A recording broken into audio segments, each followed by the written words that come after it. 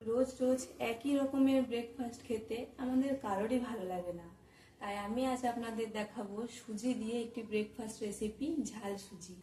ঝাল সুজি বানানোর জন্য যে উপকরণগুলি লাগবে দেখে নিই চলুন। লাগছে ঘি, কিছুটা চীনাবাদাম, এখানে 1 কাপ পরিমাণ সুজি নিয়েছি, একটা মিডিয়াম সাইজের আলু আর দুটো লঙ্কা এভাবে করে কেটে নিয়েছি। আর লাগছে কাজু বাদাম আর কিশমিশ, লাগছে চিনি, নুন আর দুটো এলাচ আর দারচিনি। এখানে আমি কড়াইটা ভালো মতো গরম করে নিয়েছি। এবার এতে সুজিটা দিয়ে দেব। সুজিটা আমি শুকনো কড়াইয়ে 1-2 মিনিট মতো ভেজে নেব।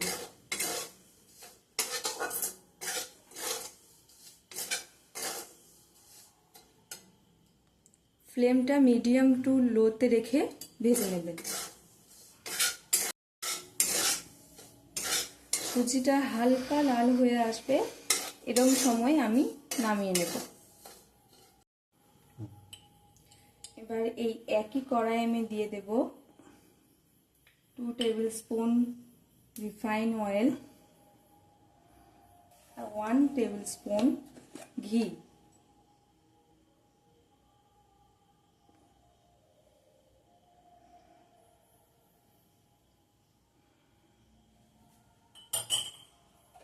আপনারা চাইলে শুধু ঘিও করতে পারেন। তেল আর ঘি ভালো মতো গরম হয়ে গেলে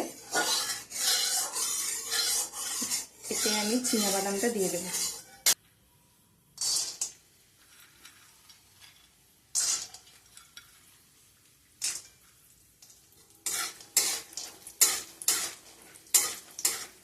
মিডিয়াম টু লো ফ্লেমে আপনারা চীনাবাদামটা ভেজে নেবেন।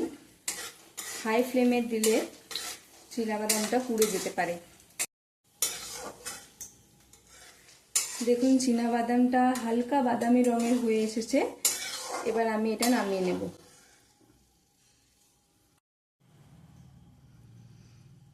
ওই একই তেল আর ঘিয়ের মধ্যে দিয়ে দেব দারচিনি আর দুটো এলাচ। এলাচের মুখ ফাটিয়ে নেবেন, নয়তো তেলে দেওয়ার সাথে সাথে এটা ফুটে যাবে। এবার দেব আলু আর লঙ্কা, কুচানো লঙ্কা।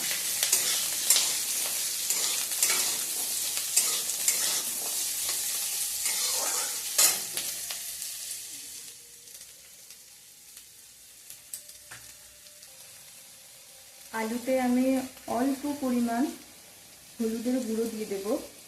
আপনারা চাইলে এটা স্কিপ করতে পারেন। আর দিয়ে দেব নুন।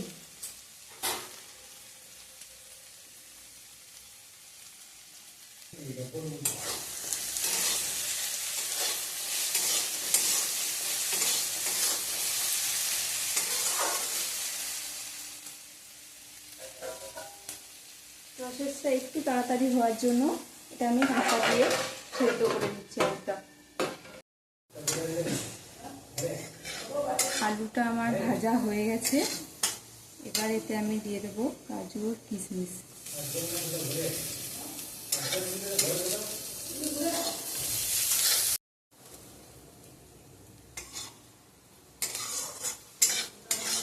কাজু আর কিশমিশ একটু ভাজা হয়ে গেলে এতে দিয়ে দেব সুজি।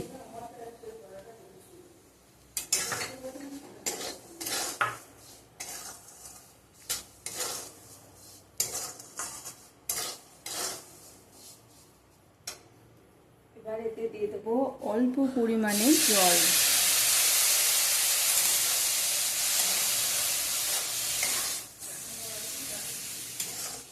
জল অল্প পরিমাণেই দিতে হবে, নয়তো এটা ঝুরঝুরে হবে না।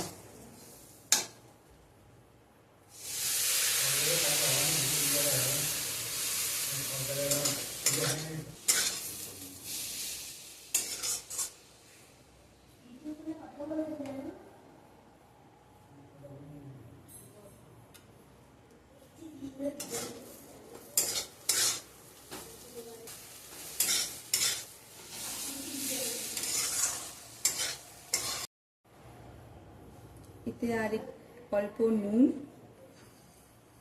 আর অল্প চিনি দিয়ে দেবো।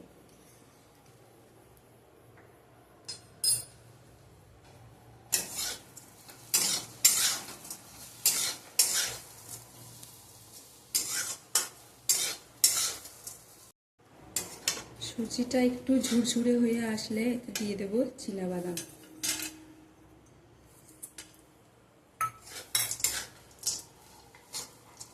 ঝাল সুজি রেসিপিটি আমার তৈরি হয়ে গেছে, এবার এটা নামিয়ে নেব।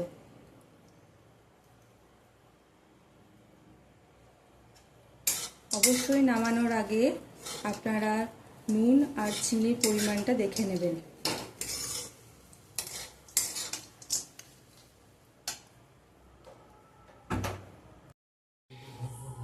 ঝাল সুজির রেসিপিটি বাচ্চা থেকে বড় সবারই খুব ভালো লাগে।